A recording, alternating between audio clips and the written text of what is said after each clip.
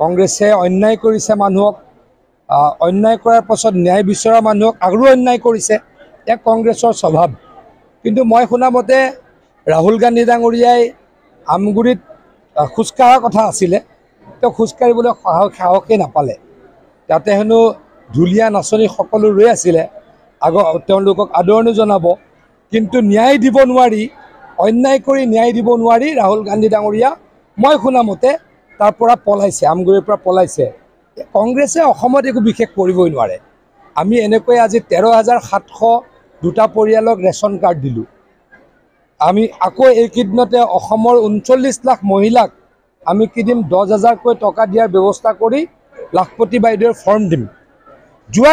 যোৱাকালিয়ে ACSৰ result ওলাইছে APSৰ result ওলাইছে জাগিৰোডৰ 3খন গাঁৱৰ 3জন ল'ৰা ছোৱালীয়ে ACSৰ চাকৰি পাইছে কংগ্ৰেছৰ দিনত যেতিয়া 50 লাখ টকা চাকৰিৰ মূল্য আছিল 70 লাখ টকা চাকৰিৰ মূল্য আছিল জাগিৰোডৰ নিচিনা গাঁৱৰ ৰুৰেল এৰিয়াৰ কোনোৱে চাকৰি পোৱা নাছিল এতিয়া প্ৰত্যেক বছৰে জাগিৰোডৰ পৰা 2-3টা ল'ৰাই APSCৰ চাকৰি লাভ কৰে গতিকে আমি ন্যায় দিছোঁ কংগ্ৰেছে অন্যায় কৰিলে যিমান কৰিলে অন্যায় কৰিলে গতিকে আমি ৰাইজৰ কাম কৰিছোঁ আৰু কংগ্ৰেছে 50 লাখ টকা লৈ APSCৰ চাকৰি দিছিল সেয়া অন্যায় কৰিছিল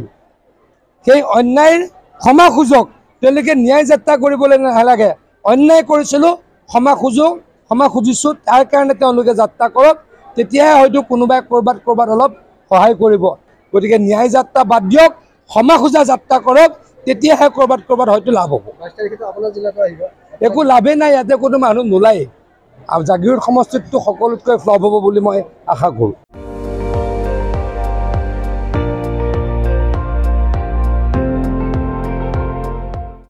আপুনি চাই আছে ND24 সৰ্বশ্ৰেষ্ঠ নহয় সৰ্বোত্তমৰ দৌৰ